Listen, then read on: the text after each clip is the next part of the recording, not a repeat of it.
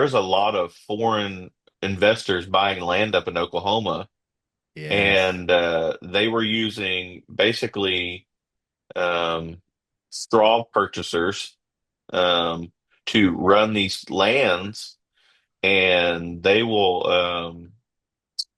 grow illicit marijuana, and then they'll sell it. They'll process it, sell it, and then go sell it out of state. And so there's a lot of human trafficking going on at these Oh yeah. sites.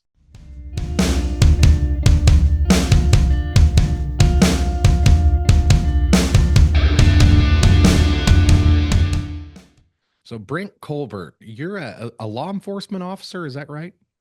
Yes, sir. I've been a law enforcement officer for 10 years. That's awesome, man. What do you do for the what do you do in your primary job duties? So right now I'm assigned to our training department. I work for a tribal agency in Oklahoma. We have about probably close to 150 officers. And so my day-to-day duties are really just to uh, set up continuing education training for the officers, to bring in new classes, new ideas, make sure everybody gets, when they're hired on, make sure they get off on the right foot, everything like that. Sweet, man. So I saw on your LinkedIn profile that you're also a drone operator, right? Yes. That's awesome, man. What's that like?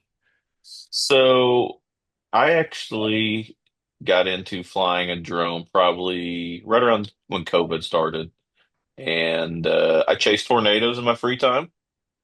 And so I was like, man, this would be great for weather stuff. And so I flew for a long time, just recreationally. Well, about a year ago, I was like, I think I want to get my Part 107 to start doing like, working commercially. And so I did that actually on my own. And I started doing some like real estate stuff on the side. And we, as an agency, had got a program off the ground about probably 2 years ago. And it really started getting off the ground about a year ago. And so they were like, hey, since you got your Part 107, do you want to join us? And I was like, yeah, of course. No one ever asked. And, we are blessed that when they got it off the ground, they got seven thermal drones for the agency, and then seven smaller drones for like putting them in the houses on like tactical situations and stuff. And so they have very well taken care of the drone operators for us. But we have such a large area of 11 counties that, I mean, it's 2 hours right now. Like if you're running lights and sirens from one end of the reservation to the other. And we've got a mix of very rural areas, but then we also have like metro areas like Tulsa. And so we get called out on a very frequent basis for missing people, search and rescue, tactical situations. And so we actually stay very busy. But I love it because we have a good group of guys and girls. And, we always get to try something new with our drones. That's awesome, man. I've had a lot of good experiences and some not so good experiences in Oklahoma. It's kind of boring there for real if you're not from there. There's nothing there.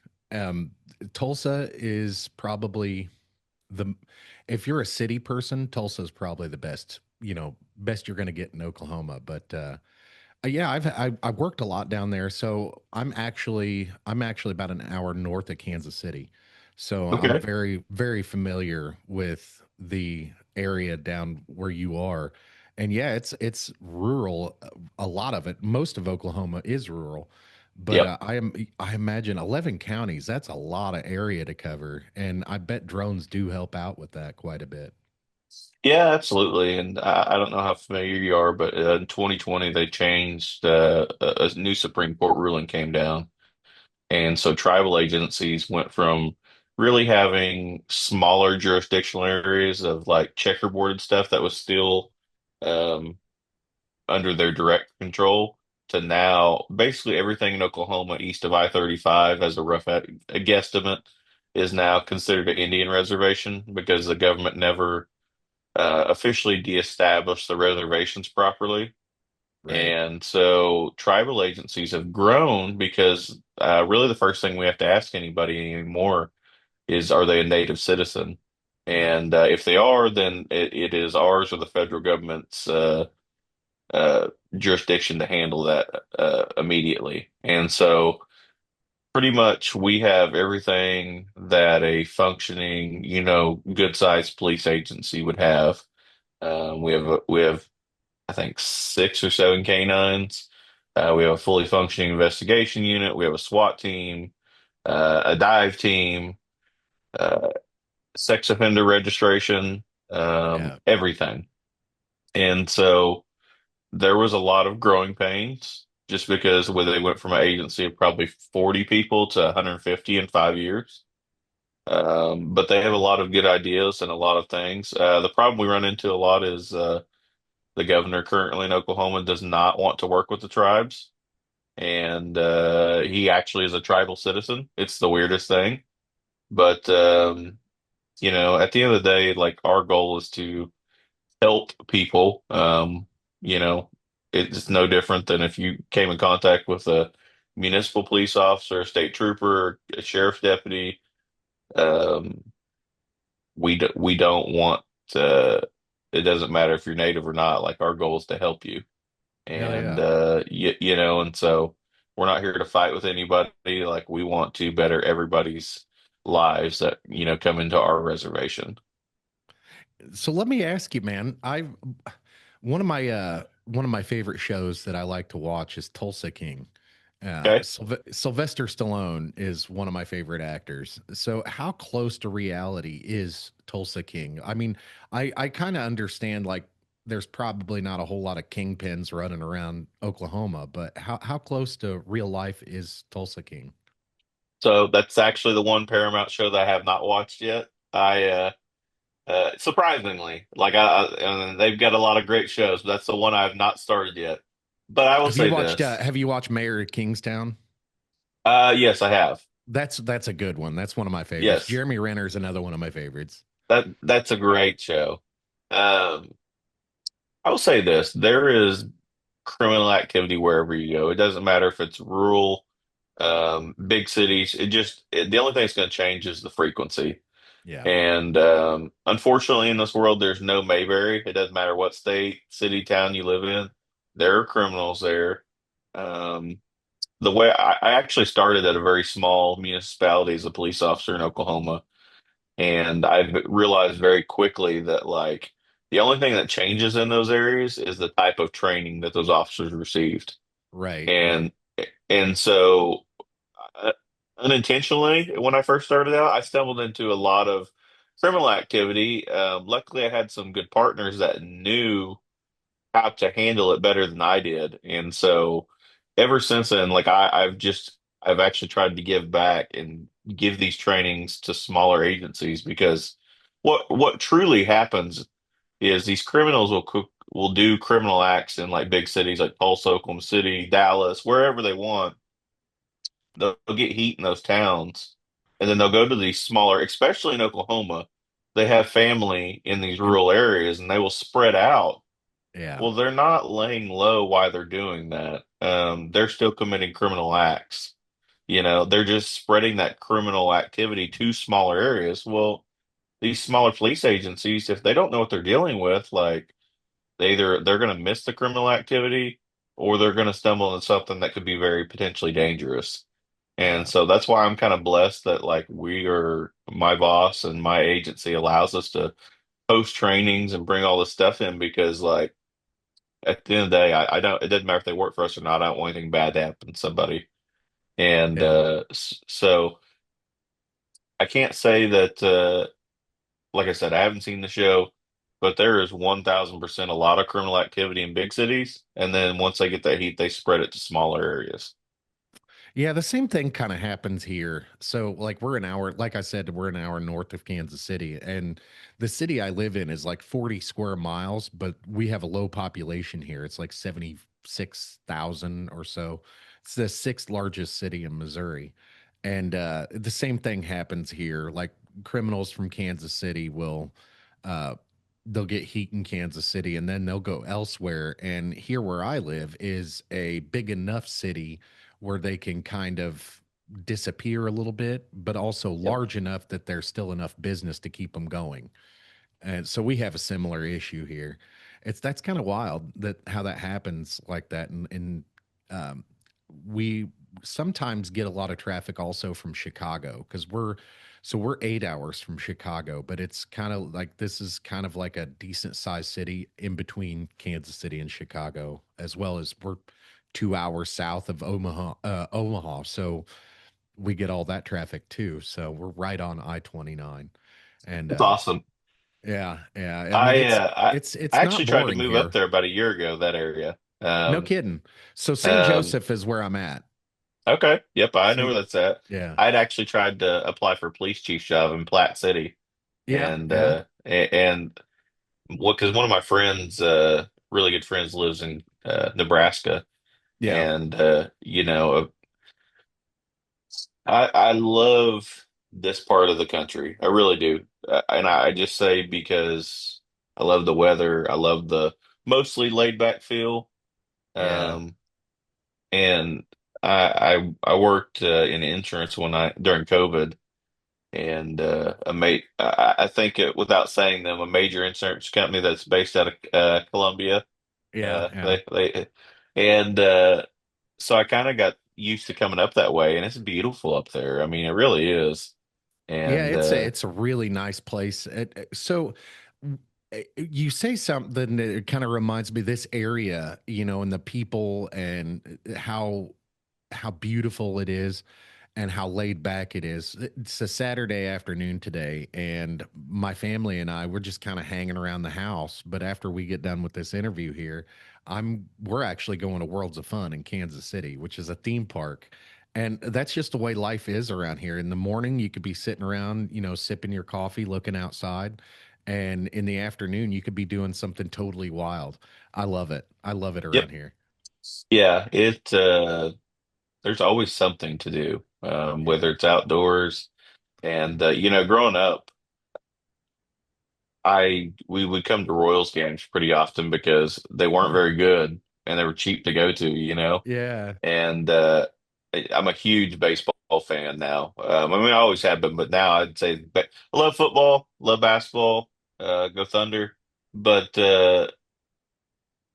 Kansas City's the closest MLB team outside of Dallas, Yeah. and so we just kind of. So I still watch Royals games, and I'm not gonna say they're my favorite team. I'm a huge New York Mets fan, so it really pained me when the Royals beat them in the World Series. Yeah. But now that they're young and exciting again, like it's nothing to drive 4 hours up there and go watch a Royals game. Then I could be back at home by 10 or 11 o'clock, and so That's actually what I'm doing on Tuesday. I'm For Father's Day, my kid got me some Royals tickets, and he's going to take me and his little brothers and to a Royals game. And I think he paid $100 for 4 tickets, so it's still not bad. I mean, it's behind home plate a little ways, yep, so I mean, they're not great tickets, but I mean, you've been to Kaufman. There's not a bad seat in the house, yep. so it's a nice place. And now, in fairness, I really wish I would have came and saw Chiefs game before they got great because now, you know, it's just It would like, cost like $1,500 to get your whole family there. It's ridiculous. yeah. I have friends that go up there, and can't remember what playoff game it was. It was the one where it was like crazy cold, and I'm like, as much as awesome as that'd be, I really don't want frostbite. If I remember correctly, that was like a Christmas Eve game, and I had tickets to that game, and I had to skip that game because it was so cold, and I had just actually had weight loss surgery, and so I was still kind of getting used to my body and everything, and I'm like, ah, it's way too cold for me, and so just like you, I was like, man, it sounds nice and everything until you get there and then you can't feel your toes after about an hour. And I actually really want to see this game. So, I stayed home, wasted the Yeah. money on the tickets, but it's all right. I mean, there'll be other times and like we've been to the playoffs like 3 times since then. So, I mean, we've Oh been to yeah. 3 Super Bowls since then. So, Yep. That's awesome. I'm a Buccaneers fan, so I'm sorry. I oh, I, that's I no can't say worries. I could say that was a great win with Brady, but we're back to being solid. But I do love watching the Chiefs play. Patrick Mahomes is a heck of a talent, and like just watching that offense run is just like, watching a Ferrari drive. Like it's just so smooth. You're right, man. And they have a really bad tendency to play down to their competition. So they make it a great game no matter what. But you can tell like when they're playing a team that's not as good as they are, and ultimately sometimes they do fail, but when they're playing a team that's not as good as them, it's like they're bored. The entire Yep. offense is bored, and I'm watching that stuff. It makes me smile, and because for so long we were not a terrible team, where there was only a couple of years that we were a terrible team, but we weren't a great team. We were just good. We were solid good. And I'm a huge Chiefs fan, but I'm a big NFL fan too. So I like all the teams, but the Chiefs is by far my favorite home team. Yeah, and I'll say this: I used to watch them like when Priest Holmes and wasn't can't remember, was Trent Green there as the quarterback for Yeah, a little yeah. bit? Trent Green Yeah, was there. yeah, We had a couple. We had an Elvis Gerbach in there, and he wasn't yes, that great, you know. yes, And then we had Alex Smith forever. It seemed like, but I really liked Alex Smith, and I think we got rid of him probably a year too soon, and ultimately he ended up getting hurt for the Washington Redskins, I think it was at the time. yep. They're the Commanders now, but yeah, football is a big part of life here in the Midwest, and a lot of people don't really know that Kansas City is a sports city. And it is a small market. There's only like 800,000 people that live in Kansas City, but we love our sports around here, and Oh yeah. Uh, baseball Oklahoma. is. Go ahead. I was just gonna say Oklahoma City's kind of the same way. Like once they got the Thunder, they're one of the top five like attendance teams every year because like that's our team. And Right. they were, and don't be wrong, in fairness, they were pretty good pretty quickly. But then they had a couple of lean years once Durant, Westbrook, Harden left, and now that they're obviously in the NBA Finals again, but like through that whole time they supported them through thick and thin. Like they may be terrible this year, but they're my team. And it's kind of very similar. Like in the Midwest, like they're gonna support their teams like through thick or thin. Yeah, absolutely. So getting back to law enforcement, one of the reasons why I asked about law enforcement is because Oklahoma is kind of known as the cannabis capital of the world now, or at least that's what they want to be known as. But we drove through Oklahoma. Oh, in January, we went down to Texas. My mother-in-law became a wintertime Texan. So we were driving through Oklahoma, and I stopped at a pot shop, and I was like, "Well, let's stop in here and get a doobie." And Yeah, so I went in, and they were like, you got a medical card?" And I'm like, "No, I'm actually not from here." And they're like, "Well, we can't sell to you."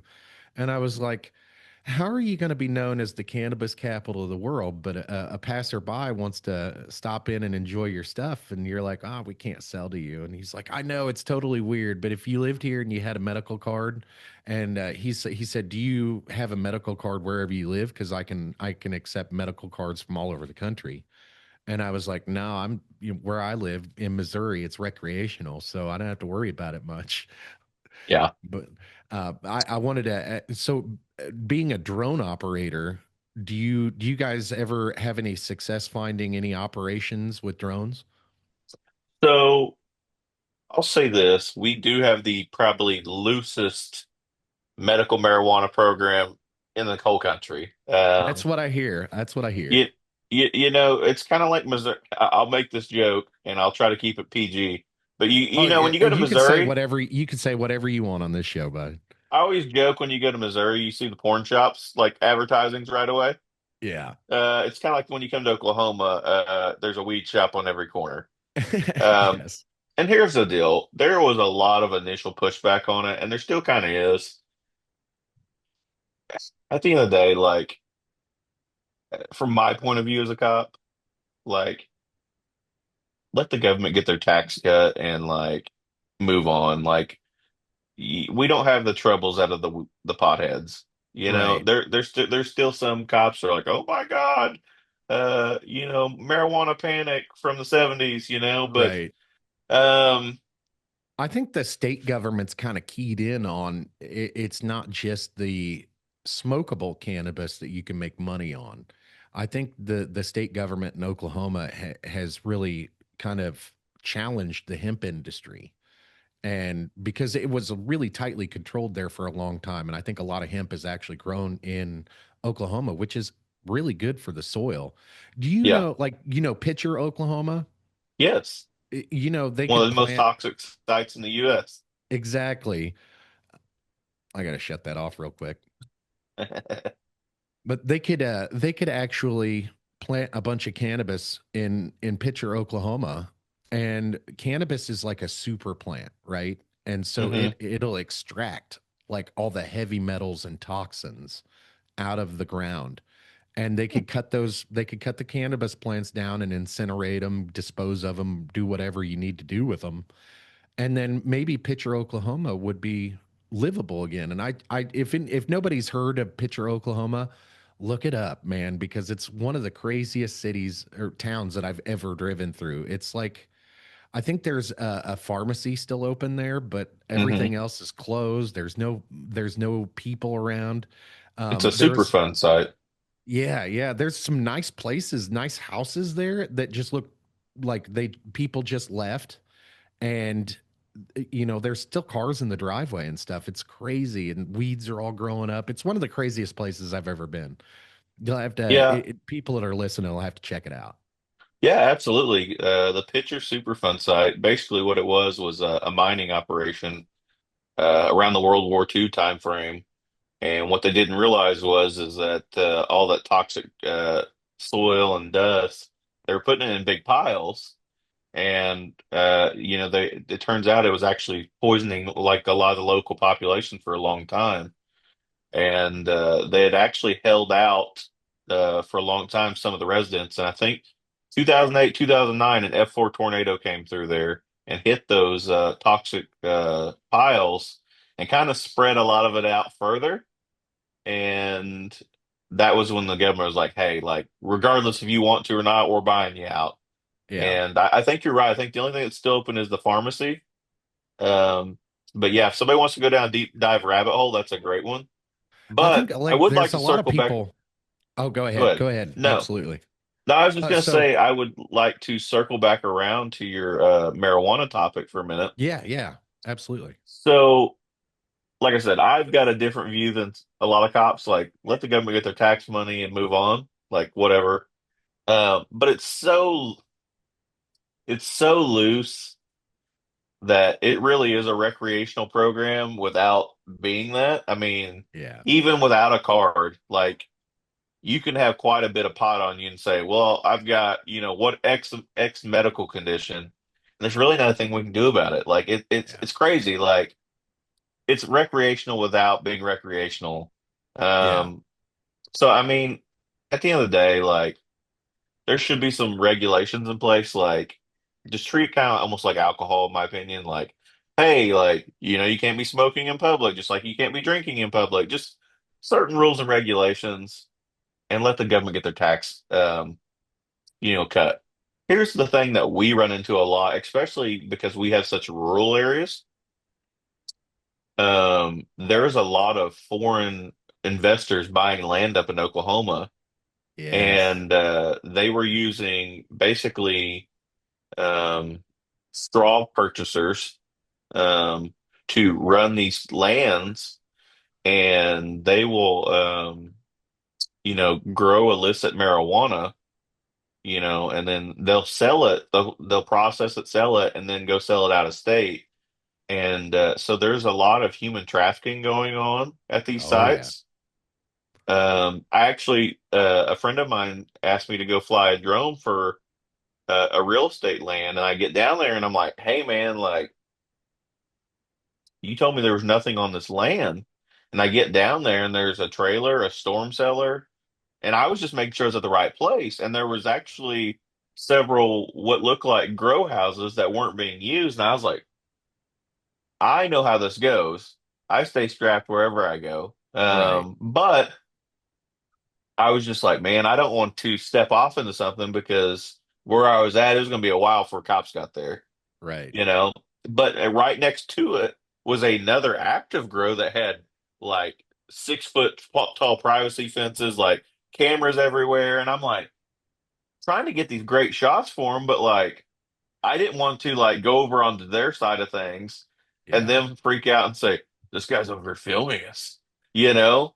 And it was kind of a touch and go thing. But I mean, these illegal grows are bringing in a lot of criminal activity. Yes. Um, and then when people realize that there are illegal grows in there, then local criminals are like, well, we'll go try to rob it, And so like Yeah. it on face value, I don't have an issue with it. It's just it's bringing in a lot of criminal activity that was secondary. Yeah. Um, but it's criminal act. I mean, those things were happening before it got legalized, anyways. It's just happening on Right. a bigger scale, and so they're And it's so redirecting a lot of destructive. resources. Yeah, It is so they're destructive. and that's another thing is the illegal grows aren't following like EPA guidelines and stuff, and so Right. they dump a lot of their pesticides and stuff into like rivers and creeks, stuff like that. And so there are a lot of other negatives to these illegal grows, and so that's something they're going to have to crack down on. Oh, absolutely. And like you said something right there, the pesticides and stuff in like so most of the advertised cannabis around here is advertised as like organic and pesticide free. Because like ultimately, like you're consuming that stuff. And if they're using really harmful chemicals in part of the growing process, you're going to ingest some of that stuff and it's could possibly harm you. And so that's a very important piece of that puzzle right there is the illegal grows. There's no regulation on those. And as far as the finished product, you really don't know what you're getting. A lot of these places, these illegal operations will sell on the black market and they don't really care what kind of product they're giving you. So I've actually on the black market, 10, 20 years ago, I've bought moldy weed, which can kill you. Yes, I've bought funny tasting weed. Back in the day, man, there used to be these solid bricks of weed. It was almost like back in the day in Mexico, they didn't have a whole lot of regulations. They didn't have the only thing that they cared about was the money that they were going to get at the end. They didn't yeah, it was care about the Mexican dirtweed. consumer. Exactly, exactly. It was all bricked up and everything. Yep. And I've bought some really crappy stuff back in the day, and you really don't know what you're getting when you're buying on the black market. And that's one of the things that I don't mind law enforcement being involved in like getting illegal cannabis grows out of circulation because number one, all the criminal activity that it does bring, like the cartels or like Chinese businessmen, for instance, like Russian businessmen, all the bad people that get involved in all that stuff. Not only do you have the criminal element of it, but also the safety and health aspect of it as well. And so like I think the state governments are now becoming more aware of the dangers that illegal cannabis presents to the public. And I think since they are like, okay, well, we're getting X amount of tax dollars from it now, why don't we just open up the market a little bit more and and just maybe I think maybe Oklahoma was kind of afraid to make it a recreational because they didn't want another Colorado because Yeah. Colorado's recreational laws have made it's destroyed Colorado. So, I Yep. mean, you know, it's an ugly thing that I wish that there was an easy solution, but there just doesn't seem to be an easy solution other than regulation, taxes, and so on and so forth. I think eventually one of these days we will look at cannabis just like alcohol and it'll be regulated as such. Yeah, absolutely. And I mean, truly, again, it's one of those things that like in the grand scheme of things, it's not any worse than alcohol. A lot, it actually does have health benefits. Right. Um, it's just that for so long it had such a negative stigma But in saying that, like, I mean, obviously you can't, get baked and then go drive around. Like that's Right, dangerous. right. Um, it's one of those things, use common sense when you use it. Stay at home. Absolutely. Um, And it's not for everybody. no, no, it's not. Um, but I think that you're right. There's not a good, perfect solution right now. Um, so I say this to say that like there needs to be government regulations and Absolutely. that there needs to be law enforcement activity fighting because I think the growers and sellers that doing it legally, they want law enforcement out there to take these bad elements out Yeah. because those people are the ones that give the good growers, the good sellers that follow all the rules and regulations a black eye. Yes. Um, and so they want that regulation. I don't think you now that it because let's be honest, the government's the government. Like once they Yeah. start getting that tax money, they're like, oh hey, like look at all this tax money we're getting. We're You'd not be going to give that amazed. back. You'd be Y- amazed what becomes moral, after Yeah, the immoral, once it starts making money. They make well, all it's just kinds of excuses. that's just like tribal gaming. I mean, the state Yeah. gets their cut, and we're behind the times in Oklahoma on sports betting.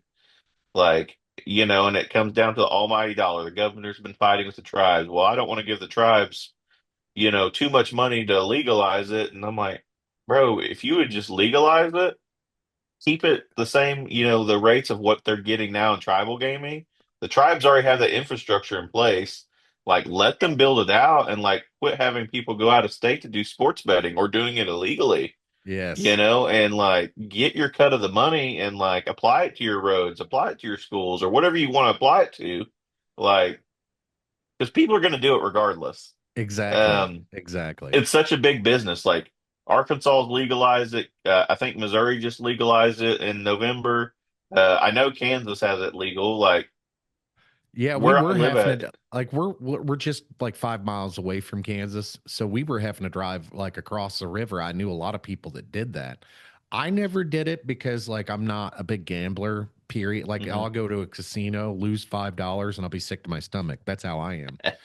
So I don't gamble. But a lot of my friends and family just drove 5 miles across the river to Kansas to do their sports betting, and then they drive back.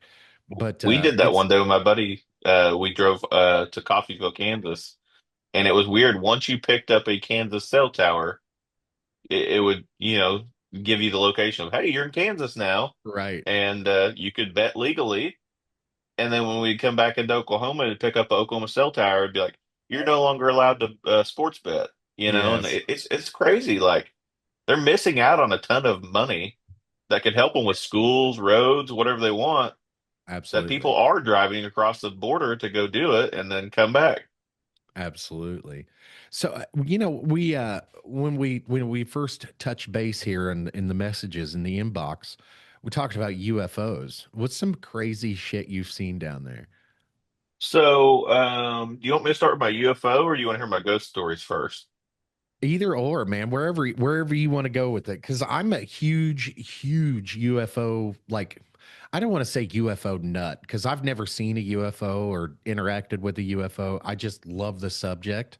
Same. Um, and the paranormal, it's the more I learn about the UFO subject, it's kind of goes hand in hand with the paranormal. So either one, I'm Yeah. down for any of it. So So I first got into dispatching for law enforcement purposes, first responders, probably 2009. And I worked for the county and, we handled sheriff's office, medical stuff like that. We were originally in the jail. Well, they moved us, the courthouse was built in 1907. And so it's older. It's not huge. It was for a long time, the county I lived in was a small county, but it borders Tulsa. And so in the past 20 years, it's grown tremendously. Well, their solution was just to build a new jail on the end, and they moved us out of the jail down to the other end of the courthouse of the original courthouse. Well, where the old jail was that was tiny, they renovated and put like offices and stuff up there. So after probably 4:30 and then on the weekends, there's no one in that courthouse other than us. Well, the weirdest thing would happen one night. We had cameras everywhere. We could see if people are moving around, and there's no one else in this building. We knew when the cleaning crews came in probably 2 or 3 o'clock, and that was just like one or two people. And we would be up there by ourselves dispatching, and keep in mind, there's no one else in there. Where the old jail was, we would hear toilets flushing and people walking around up there. Wow. And, we've got cameras. We can see if somebody's up there. Right. And that floor, there is no access to the other end of the courthouse. So, like, the stairwell or the elevator is right there where our cameras are. So we would have seen somebody come up there. We would see the cleaning crew when they would get there and go up there. But it was just so weird where those offices are. We would hear footsteps walking around, toilets flushing, and that's where the old jail was. And so I wish I had some like, oh my God, I saw somebody walking up their story, but it was still enough that like, I can't say that I'm sure in 100 years somebody died up there at some point in the Right. jail. But there's just a lot of negative energy with a jail in general. Yeah. And so I kind of just wonder if it's like residual, like negative energy just left over in that general area because it didn't happen anywhere else, like in the courthouse. Like we had bathrooms on the second floor, but there was never a jail there. Right. And so that happened when I went and worked for the municipality, same town, right across the street. And that's it's building. I don't know exactly how old it is, but it's very old too. And they have a three-person like city jail that's still got like the stereotypical like big key and Yeah. they'd hold stuff people for like minor offenses, public intox, stuff like that. Well, they were so small and they knew that I had been a dispatcher and still had my certification that if a dispatcher called in sick, they would be like, "Hey man, we're not gonna have you work streets tonight, you're gonna cover dispatch." Which as a young cop, you're like, "Oh, this sucks." But I was a good soldier, I did what I had to do. And they had a sally port, which is basically like it's got like a big door that goes up on automatically, and you can pull in there, wash your car, bring it back down to like bring prisoners in securely. And we would keep it open during the summer, and officers would just pull up to the entrance and walk in because there was a door right there to the booking area and dispatch. And we had cameras.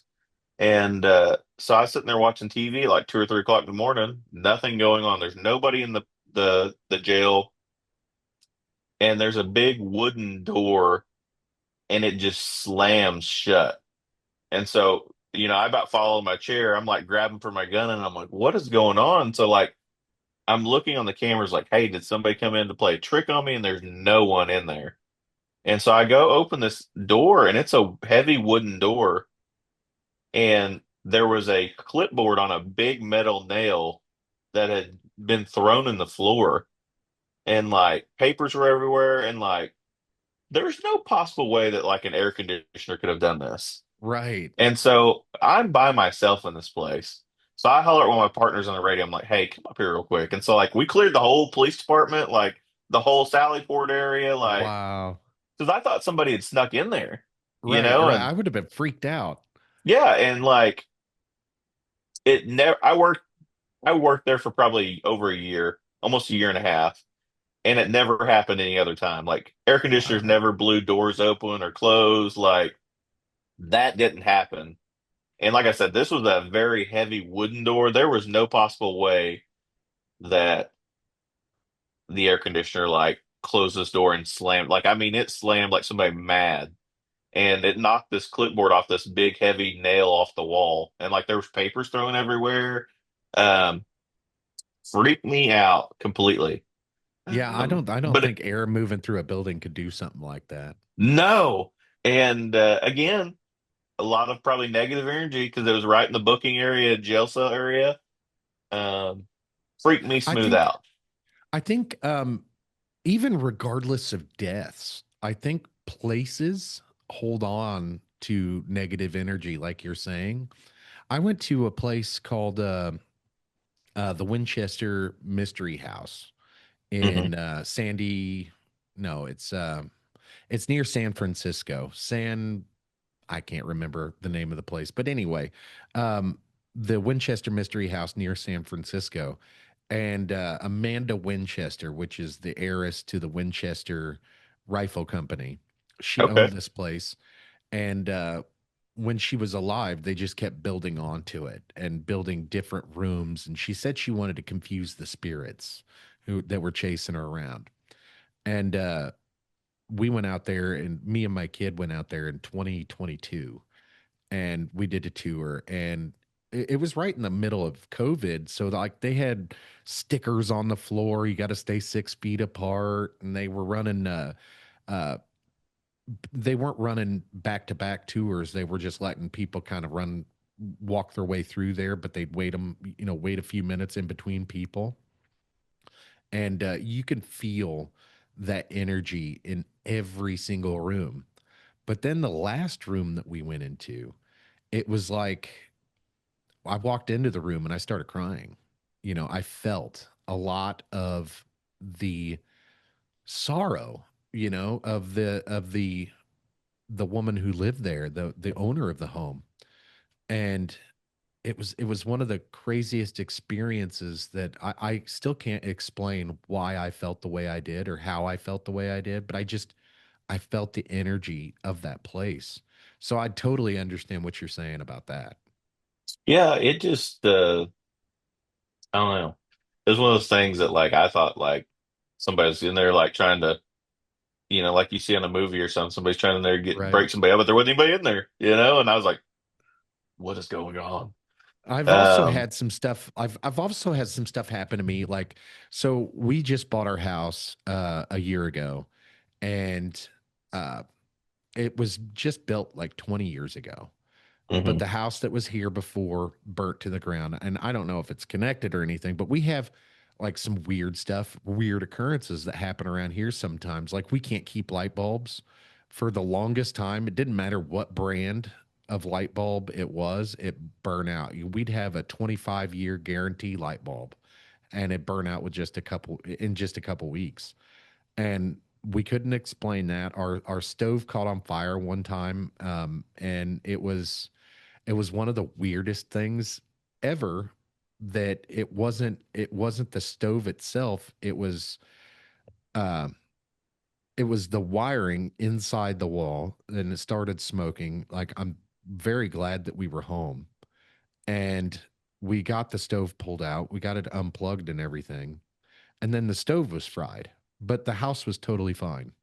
We had an electrician come over. They checked everything out. They replaced the socket because it was a little bit burnt, but they said everything in the wall is intact. Everything's good. It's just the stove is messed up. That was really weird. We couldn't really explain what happened or how it happened. It wasn't the wiring in the wall. It wasn't the stove, but both had an issue. And I don't know how the house was here previously burnt down, but it may have had something to do with bad wiring. I don't know. But we've had some wild stuff happen here. And then the previous owner, his son, he built this house for his son with his son, and then his son got killed in a motorcycle accident. And we've been living here for 10 years or almost 11 years now. We bought the place a year ago, and since we've bought the place, we've not had any issues. Like, I'm able to keep lights, and I'm able to, like, there's never any weird stuff happened in the last year, but prior to that, there was all kinds of weird stuff happening. Wow. Hmm, that's interesting. But this is Like, like a new house. It's like it's only 25 years old at the most. So yeah. it's like so there are settling happens. So I understand like weird noises in the house and everything. I get Hmm. that, but like light bulbs, that's a weird thing to have happen. Yeah. Do you want to hear my out of body experience? I do. I do actually. I've had an out of body experience on drugs, but it was still Um, so being a first responder, you work jacked up hours, jacked up schedules. And the first place I worked at, it didn't make much money. And I lived with my parents. and just help whatever little bit I could save, get some experience. And I was like, hey, why not? Like that way I don't got to pay rent. And so they told me they were like, hey, we're gonna go eat dinner or something. And I was like, all right, well, I got to work tonight. I'm gonna take a nap while y'all are gone. And I'm one of those people because I work messed up schedules. Like especially if I'm working overnights, Yeah. I've got to have a blacked out room, like no sound other than a fan. Like I want that darkness to sleep because you're Yeah. sleeping during the daytime. Well, I remember I was watching TV, lights on, fan on, TV blaring, and I fell asleep with everything on. And I remember I was laying there, and the next thing I know, I start floating away. And I could see my body. I could see the TV still like, blaring. I remember the show still playing in the background, the light being on, and I had this weird metal footer thing at the my bed that my mama gave me when I was putting my bed together. And as I started to float away, I grabbed it, and it was cold metal, and I grabbed it, and it like grounded me from floating away. And I used it to pull myself back down. Like I could see myself still laying there. And once I pulled myself finally back down, I woke up with my like heart racing. Yeah. And everybody's like, "Oh, you were just in that spot, where you're still kind of half awake and you're dreaming." But I've never had a dream like that again. And so I don't know if like I stopped breathing and like I kind of was going to the light proverbially, and I grabbed that and it yanked me back down to wake me up. I don't know. But it wasn't like a dream I've ever had before. And I've had sleep paralysis before, Right. stuff like that. And it wasn't that either. Well, you said Um, you did see a UFO, right? yes. So I think that's actually kind of connected myself. So Yeah. I've it's kind of weird to explain, but in podcasts, like there's a lot of people. If you listen to podcasts, you'll get what I mean. There's a lot of people out there that do say that, like the people that see UFOs, the people that interact with UFOs, there's often a lot of stuff that they are able to see and able to do that normal people can't. Clairvoyance is one of them. That out of body experience, man, I could equate that to like meditation. You Yep. know what I mean? Like the people like the Buddhist monks, like they have the capability, or so they say, that they can meditate and then have that out of body experience like you're talking about. And that's very similar to like my experience, only I was aware of what was going on at the time, and I think I really honestly I think it was just because I was on drugs, but Yep. I was taking mushrooms, so Yep. it's one of those things. I was in a meditative state, and then I could step outside of myself and kind of look at everything that's going on. I think that's a real thing, man. Yeah. It's probably the freakiest thing I've ever had happen to me. It's never happened again. And I've worked some jacked up hours and jacked up schedules since then. But for whatever reason, that was the day. And like, that's one of those things that like, I'll never forget. I'm going to be 75 and losing my mind. And that's the one thing I'll remember. And Absolutely. my UFO experience actually happened probably within 6 months to a year of that. Um, the weird thing is like I said, we had a small town, but we had a town, like our city boundaries went way north, like 5 miles away from what you would consider city. It was just all highway and like farmland Yeah. because I guess they had tried to bring in a big business back in the day and it didn't work out. And so they annexed this roadway or high US, it's 69 highway, goes all the way to Kansas City.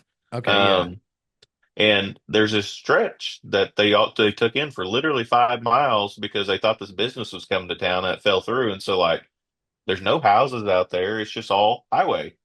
And my best friend worked overnights too at the sheriff's office. And so, they usually patrol the unincorporated areas, and we have a big lake right there outside of town. And so he was patrolling the lake areas while I was just sitting out there blacked out in the center median, talking to him on the phone, waiting for him to come out because, cops door up and they'll talk for an hour or two. And I was waiting for him to get done. And I was looking back to the east, and that's all like Corps of Engineers land because it floods. And so there's no houses or anything out there. And then the lake's just a little bit past that, and just happened to look up in the sky, and I kept noticing this light kind of going back and forth from east to west, and I'm like, it's weird. And I'm telling him about it, and he's like, "Oh, very funny, Brent." Because I've always had an interest in UFOs, Right. and he's like, "Oh, now you're seeing a UFO." Ha ha ha. I'm like, "Dude, no, I'm being dead serious." And it would kind of blink a little bit. Um, Kind of like get a little bit closer to me and then kind of go back farther to the east and then go north and south. And like being a drone pilot now, like there wasn't any like flashing lights. There wasn't any like, red, blue, green lights flashing with it like you'd see on a plane or drone.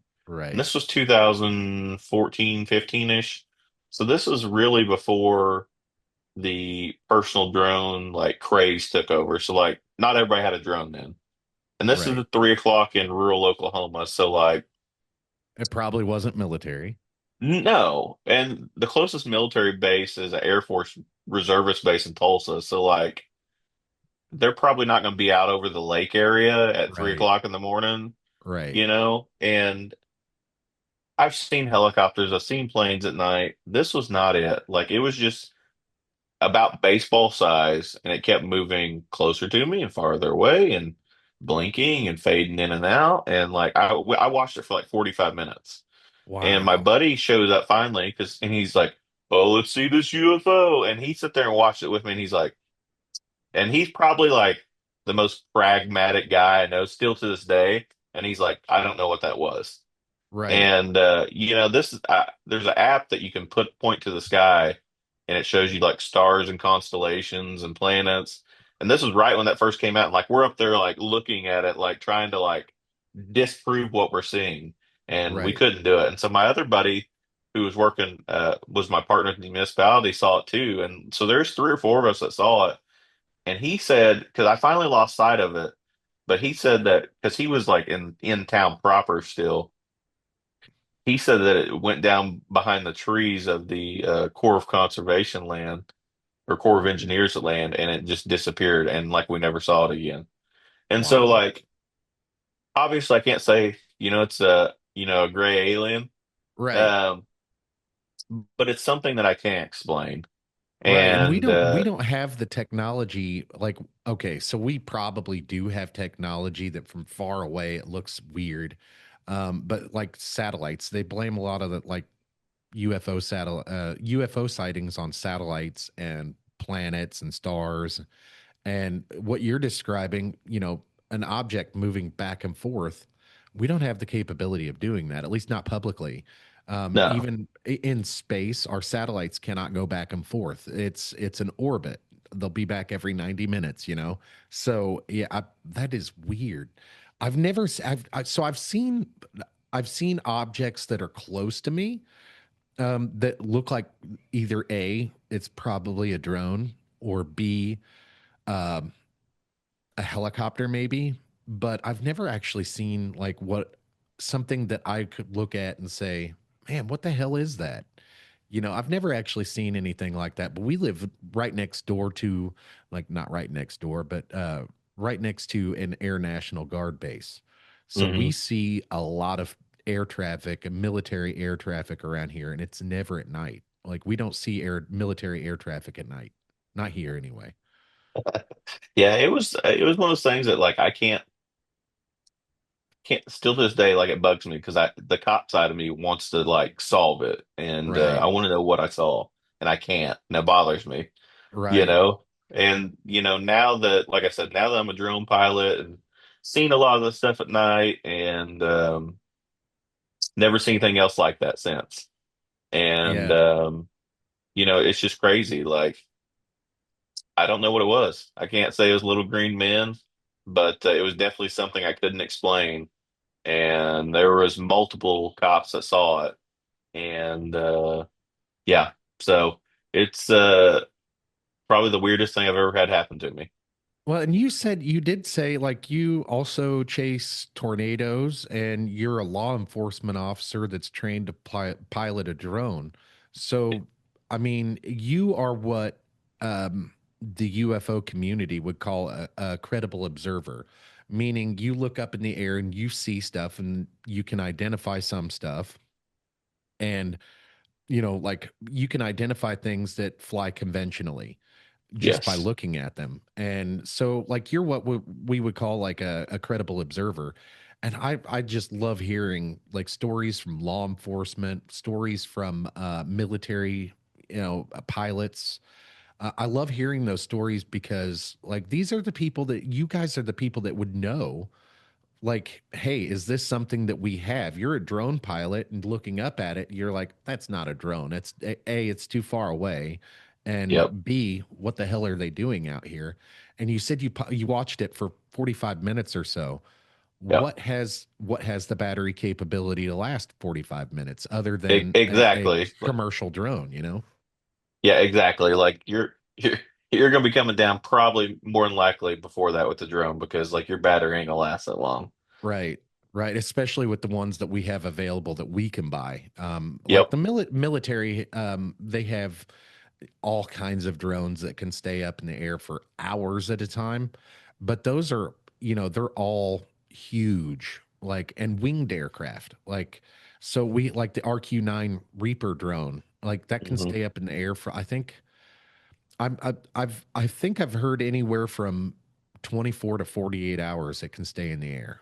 But Hmm. again, that's a winged aircraft. It can't hover, it, Yep. it just circles, and that's what it does.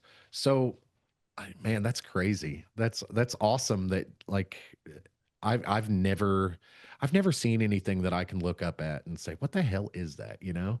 That's pretty amazing. Have you seen anything else other than that one time? No. Nope, just That's at one time. And again, the cop in me wants to. Um, right. I don't want to say that I would want to have contact or anything like that, but I would. I'm not going to go that far, but I would love to like see something like just that I could be like, I don't know what that is, Right. because the curious side of me is like, man, I want to know what that is. So Right. yes, I'd like to, but I have not yet. Yeah, I'm not sure I would want contact either. I've thought about how, like, in these thought experiments by myself, I've thought about how I might feel or how I might react, and it probably be one of those fight or flight things for me. Oh, absolutely. And the same thing with seeing a tornado. Actually, a lot of people are like, "Oh, wow, a tornado." I'm like, I'm gonna go inside and find something to lay under. So it's funny. I took my mom with me one time, and my mom is scared to death of storms. Like Yeah, she does not like them. When she was young, they went into a cellar. Keep in mind, it's probably 1960s or 70s, and they had a tree fall on their cellar, and so it took them like a long time to get out of there. And so she's yeah, ever since, and she's just, that's not her thing. And I took her with me one day, and we actually saw a tornado, and it was beautiful. It had a rainbow behind it, and it was like middle of nowhere, Texas, so it wasn't really like tearing much up. And I was like, Mom, get out of the car and come look at this. She's like, absolutely not. And so finally yeah, I had to explain to her, like, Mom, like if you look, it's moving left to right away from us. Like it's not coming towards us. And once she got out, she was like, okay, that's kind of cool. But yeah. it's one of those, I've been chased by tornadoes before, and that's not fun. Because it's like, oh crap, I got to get out of here. Right. But I also don't believe in the whole like I love Reed Timmer. If you're familiar with who that is. Yeah, like, yeah, But he always wants to get the closest. He wants to get in it. yeah, That's not me. I just want to see it. Um, because that's the cop side of me. I want to let the right, National Weather Service know, like, hey, this is on the ground. Like, because I want to help. right, I exactly. don't want to be the closest. I don't care to be the closest. I just want to see it. And Yeah, uh, and so mine's a little bit different than a lot of these other guys out there. They want to be the closest, and that's not me. But I'm it interested in like is the like riding a roller science. coaster. Yeah, that's I'm exactly interested in it. the science. So you remember that movie Twister? Yeah, of course. When that I'm an movie Okie. first when that movie first came out, I loved that movie. I went and seen it at the theater, two or three times. And I loved that movie. And it's still like when it's on TV, I'll watch it. But that movie captivated the entire country, Yes. and it made storm chasing cool. And until Joplin. Yep. And then it was like, okay, we're everybody's done storm chasing now because they see how dangerous it is. And man, it's I lost a couple friends in Joplin, and it's man, it's an incredible destructive force that you don't ever want to be in, you know. Um, do you know that feeling in the pit of your stomach when you like fall, or when you go to fall and you catch yourself? You know that feeling in the pit of your stomach? I imagine that's that's how I felt the first time, and the second time I've seen a tornado. I got that feeling in the pit of my stomach, and I just wanted to run. And Hmm. so I imagine that's what a lot of people go through, and I think that's what I would go through if I ever had that UFO moment. I think I'd be too terrified to even take a picture or anything like that. Yeah. And that's just me being honest. I'm one of those. I'm a manly man, you know. I'm very tough and tumble kind of guy, but something about that just freaks me out, you know? Yeah. And like Absolutely. I'm a big fan of the UFO topic, and I watch everything like that, like George Knapp, Jeremy Corbell, the public UFO hearings. I know when those happen. A lot of people don't. But I'm a huge fan of the subject. But I'm just being honest. I think that I my fight or flight would kick in, and I'd be terrified. Yeah, absolutely. The first time I saw a tornado, actually, we drove up on somebody that got sucked out of a car. Yeah, And, I've seen dead bodies, and there was already cops there by the time we got there. And they already had, but the person literally got sucked out of their car, and, they were deceased. And I think that's why I stay grounded when I do it, because I've seen what it can do. right, And so I don't go out there for the thrill of it. I don't do go out there to be the closest. I go out there to warn people. And as cheesy as that sounds, that's why I'm there. Yes, it's fun. Yes, I enjoy the wonder of nature. But I go out there every time. If it's something crazy, I tag the National Weather Service. Because I want to feel like at least I'm letting them know. right, And there is an inherent danger to it. And it's just like being a cop. There's an inherent danger to it. I know what I'm getting into, and I take the best precautions that I can to go home safe at night, both ways, right. And so I'm with you on that. I mean, I don't. I just try to. It's not a thrill ride to say, "Hey, I've seen a UFO," because Yeah. a lot of my friends laugh like, "Oh, you seen a UFO?" But Yeah, that isn't that the wildest thing? Like they it's all fun and games until they see something, you know? yeah, that's exactly it. Um, You want to hear my craziest cop story that actually has a Kansas City nexus? Yeah, yeah.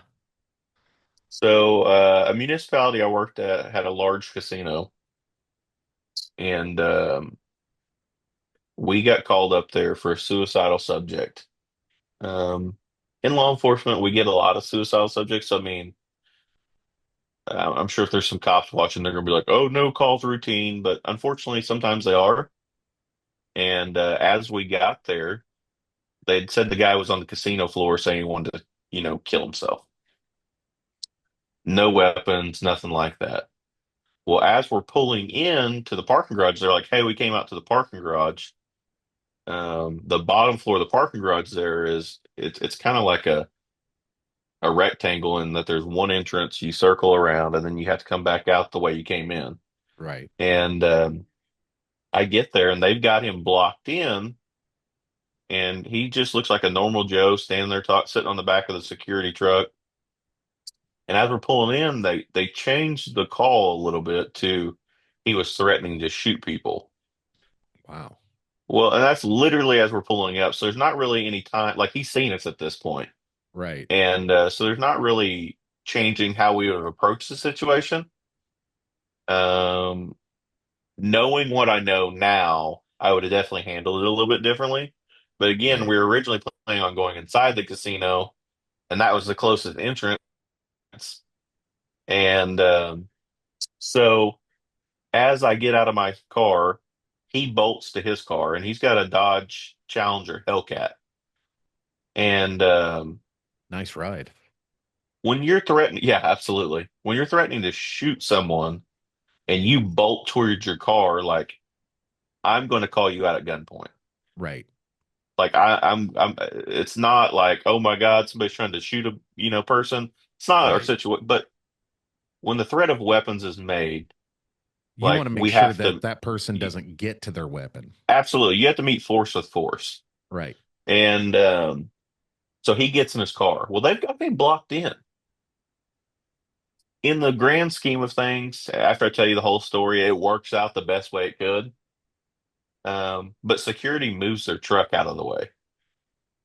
Well, he throws it in reverse, and the chase is on. And I'm not in a Hellcat, but I'm in a Dodge Charger, and we're hitting every bit of 80, 90 coming out of the parking lot. And by the time we get to the actual roadway, we're every bit of 100 miles an hour already. And this is like 5 o'clock traffic. This town borders up to Wow. Tulsa, and we're weaving in and out of traffic at like 140, like quickly. Whew. The supervisor and me now would have been like, "Hey, like let's call that pursuit off. Right. Like it's not safe." But my thought process at the time was, well, he's threatening to shoot people. He's threatening to already shoot himself. Like we've got to get this guy in custody so either we can get him help or whatever we need to do. But like he doesn't need to be out in the general public. Right. So we get in this pursuit. We go like 4 or 5 miles. Like we're weaving in and out of traffic, 150 miles plus. Like a Hellcat's moving. I'm Wow. doing my best just to keep up. Well, he doesn't know where he's going. Um, he turns around in this dead end spot. Well, I went from being initially the lead car, because there's three of us in there, to our supervisor becoming the lead car from the back. And then I was number two, and then my partner was number three. Well, he comes back and goes back west, and he hits this culvert and does a Dukes of Hazards like 50 foot in the air, and he comes down and just goes kerplunk, and it flattens all of his tires. Wow. And so my part, They don't I make them like they used to.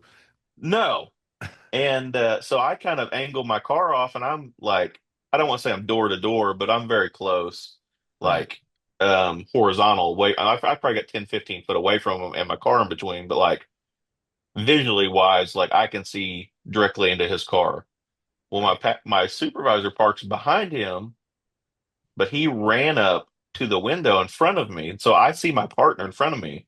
Well, as he's getting up there, I see the guy put a gun to his head, and he turns and he's got another gun to the other side of his head, and so like I I can't see him anymore because my partner runs in front of him or in front of me. My partner goes to tase him. Um, Probably not the best decision. Um, because the guy's obviously got two guns. But I found out later that his dad committed suicide and he was trying to save him. And so I understand why he did it. Right. But my instincts kicked in of putting myself in danger. I probably shouldn't have, but I go to yank him out of there and the taser doesn't work. I go to yank him away and the guy shoots and kills himself. Oh man. Stereotypical, like blood squirting everywhere. And so a bad situation. They call in everybody. You get treated like a criminal because, the State Bureau of Investigation comes in, they investigate it. Um, Turns out there was another party with him at the casino, a female. He had had a daughter. He was from Kansas City. He had a 14 daughter that ran away from home with a trucker. Oh man. Goes with the trucker. The trucker gives her some meth. I guess she overdoses and dies. Oh. This guy goes to Denver, Colorado, does his run, doesn't call the police, comes back, and then calls the police once he gets done with his run. And this girl's like dead in the back. Um, Dad finds out in a weird, twisted way. I understand why he did what he did, but I guess he uses this other girl to set this trucker up and shoots the trucker and then Wow. goes on the run. And Then he ends up at our casino. Um,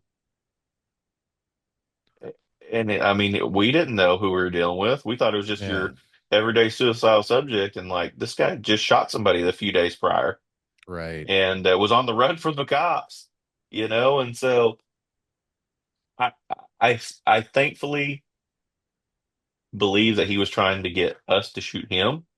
Yeah. And so, like I said, I'm glad security probably moved their car because otherwise we would have been in a shootout in the parking garage of the casino. Right. Um,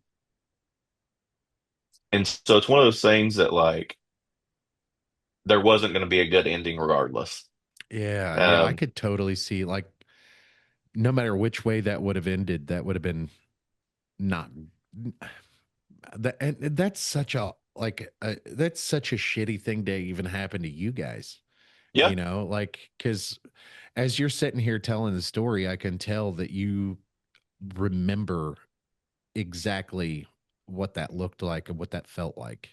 yep, And you're kind of going through and reliving it in the moment. And I appreciate you telling that story, man. yeah, absolutely. And it's been God 5 or 6 years ago at least now. Yeah. But it's just one of those things that like you'll never forget it. And it was a bad day to be a cop, Yeah. you know. And I hate that he had to have gone through that to push him to that point. Um, and I think that actually, we ended up detaining the female half at the casino, and she ended up going to jail because they had a warrant for her out of somewhere in Kansas City because she was like aiding him and setting all that up, and so she actually Right. went to jail, and the Kansas authorities came down and got her. But I have never actually bothered to look into that story further. Right. As much normally I'm the type of guy that like I want to know everything about it, and I never have. Because I'm not ready to yet, if that makes sense. Absolutely. Yeah. It makes sense to me. And just for your listeners out there, like none of us cops want to go through that. Like that's not something a cop wakes up and wants to go through a traumatic incident ever. Right. And it's just one of those things that like if even if we do call it off, eventually he's going to run into cops somewhere else and they're going to go through that. Right. And so as messed up as it sounds, and I fully admit this, it ended the best way it could because no one else got hurt other than himself. Right. Um, And that trucker, but that trucker kind of deserved it, in my opinion. yeah, yeah. And so I try to think about things a lot differently now. Like when I come to calls, obviously I'm in a little bit different role now, so I don't go to day-to-day calls as much anymore. Right. But I try to teach our new guys like, hey, like you don't ever know you have a small set of facts when you show up to a call. Yeah. You never know what a Um, person's going to go through, or you never know what no, a person's gone through to get to the place where they're at currently. exactly. And so now I try to like push that on them as like, hey, you treat every call that you show up with like in that you don't know at least half the story. You know that little bit of set of facts that got us there, and like just keep your head on a swivel because you never know how things are going to turn out. So, um, yeah, that's probably the first time I've ever publicly talked about that story. So, Hey, man, you I got an appreciate you exclusive from sharing it me. here. I appreciate you sharing it here, Brent. Yep. Um, man, this has been a great conversation, man. This is actually a great place to kind of cut it off because, like, I'm going to take my family to Worlds of Fun, and but I'd love to do this again. And like, I have a studio here, and I mean, it's a little bit, it's like a poor man's studio. We don't have a Yep. whole lot of equipment in here yet, but we're working on it slowly but surely. This time last year, this whole studio looked completely different, and it was very dark in here. We put a few $1,000s into building the studio into what it is now. We put in some lighting and all that stuff, and so we've spent a lot of money on it in the last few months. But we don't have like big professional cameras and shit yet, but I'd love to do like something in studio if you're ever up this way again. Yeah, absolutely. I'd definitely be interested. I've come to, I started my own podcast a couple months ago, and it's going What's the name of well your so far. podcast? The First Responder Playbook, and Okay. Facebook, YouTube, iTunes, Apple Podcasts, Amazon streaming, Spotify. It's on there. We've got, I think, 11 or 12 episodes so far, Okay. and it's going good. We talk about leadership, training, police stuff. Yeah. We just talked about with a lady about like traumatic like children going through the foster care system, which I never thought I would have talked about. Oh But yeah. I Yeah, I learned a love lot that. about that. Like, man, when it comes to the foster care like system that we have here in the United States, and it does vary state from state, but it's all the same. It's Yep, so sad. You know, yep, like that's one of those things like people don't often think about when they're advocating for splitting up families. When they're advocating like for poor people, for example, you know, like I know people, for instance, who I've come upon them and they live in squalor, yep, but man, it's hard to say that as shitty as it sounds, those children are probably better off living in squalor than they are in the foster care system.